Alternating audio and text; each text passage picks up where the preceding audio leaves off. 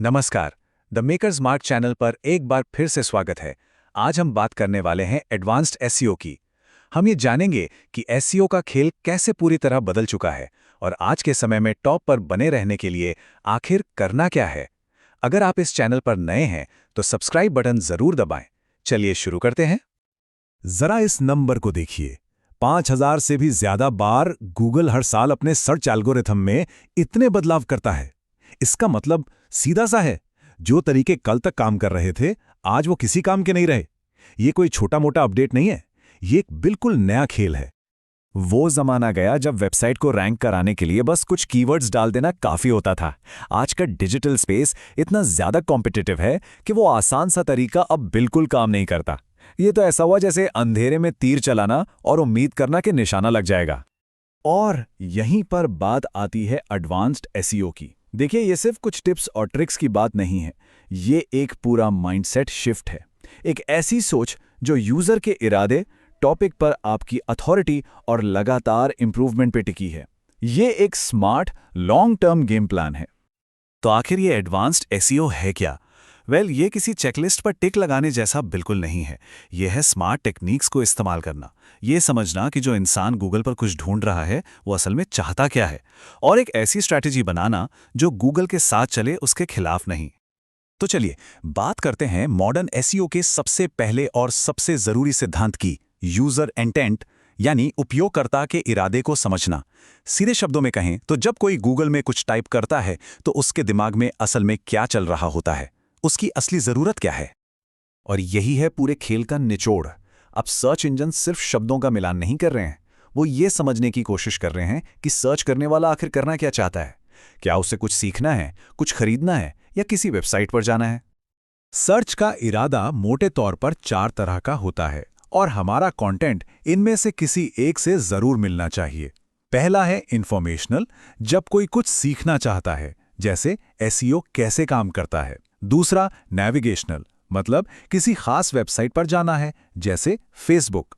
तीसरा ट्रांजैक्शनल, यानी कुछ खरीदने का इरादा है, जैसे आईफोन 15 खरीदें। और चौथा है कमर्शियल, जब कोई खरीदने से पहले रिसर्च कर रहा हो, जैसे आईफोन 15 वर्सेस सैमसंग S24। ठीक है, तो यूजर का इरादा अब हम समझ गए। अगला कदम क्या है? अगला कदम है गूगल को ये दिखाना कि हम अपने टॉपिक के एक्सपर्ट हैं।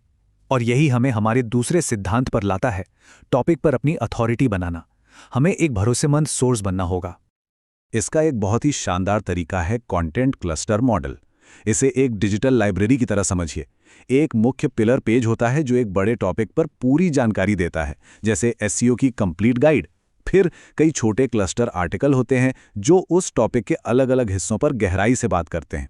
जब ये सारे क्लस्टर आर्टिकल वापस मेन पिलर पेज से लिंक होते हैं तो गूगल को एक मजबूत सिग्नल जाता है कि इस टॉपिक पर हमें गहरी नॉलेज है। बैकलिंक्स को लेकर भी पूरी सोच बदल चुकी है।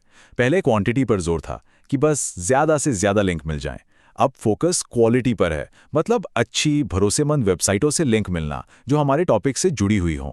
सोचिए, ये एक तरह की सिफारिश है और गूगल इन सिफारिशों को बहुत सीरियसली लेता है।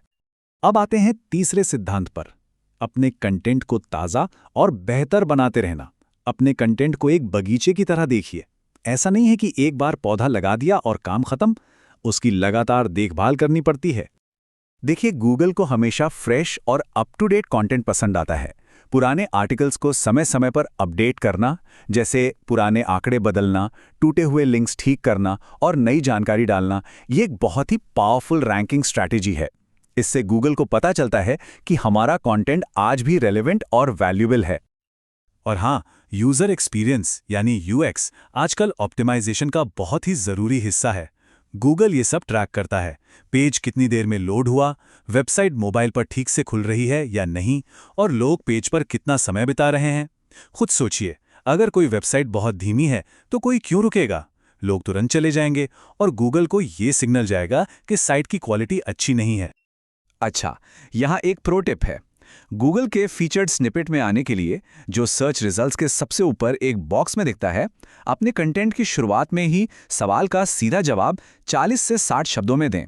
ये एक तरह से एसईओ का जैकपॉट है। तो इतनी सारी चीजें हैं, इन सबको मैनेज और मेजर कैसे किया जाए?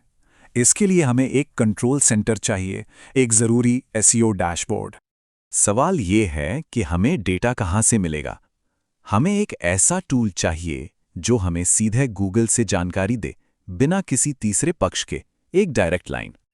और वो टूल है गूगल सर्च कंसोल। ये सिर्फ एक टूल नहीं है, ये किसी भी सीरियस एसईओ स्ट्रैटेजी के लिए सबसे ज़रूरी डैशबोर्ड है। ये हमारी वेबसाइट की हेल्थ रिपोर्ट है जो सीधे गूगल हमें देता है और बताता है कि वो हमारी साइट को कैसे देखता है। जीएससी हमें बहुत ज़रूरी बातें बताता है, जैसे कौन से कीवर्ड्स ट्रैफिक ला रहे हैं, कौन से पेज रैंक कर रहे हैं और कहाँ टेक्निकल गलतियां हैं। लेकिन शायद इसकी सबसे कीमती बात यह है कि यह हमें बताता है कि लोग हमारी साइट को ढूंढने के लिए असल में क्या सर्च कर रहे हैं। ये डेटा सोने की खान है। तो अब इन सभी सिद्धांतों को और इस टूल को एक साथ जोड़ते हैं। इसे हम कह सकते हैं मॉडर्न एसईओ लूप, एक ऐसा चक्र जो हमेशा चलता रहता है। ये एक बहुत ही सिंपल फीडबैक लूप है। पहला कदम, जीएससी में डेटा का विश्लेषण करें और देखें कि कहाँ सुधार की गुंजाइश है। दूसरा कदम, उन पेजों पर एक्शन लें, उन्हें बेहतर बनाएं। तीसरा, बदलाव करने के बाद गूगल को पेज को फिर से इंडेक्स करने के लिए कहें। और चौथा, नतीजों को मापें कि क्या असर हुआ, और फिर इसी चक्र को दोहराते रहें। ये लगातार ग्रोथ का एक कभी ना खत्म होने वाला प्रोसेस है। तो जाने से पहले बस इस एक सवाल पर सोचिएगा, जो कंटेंट हम बना रहे हैं, क्या वो लोगों के लिए वाकई एक वैल्यूएबल रिसोर्स है या इंटरनेट की एक लंबी लिस्ट में बस एक और एंट्री? उम्मीद है ये जानकारी आपके काम आएगी। अगली बार मिलते हैं। याद रखिएगा, अच्छा एसईओ एक स्प्रिंट नहीं, एक मैराथन है।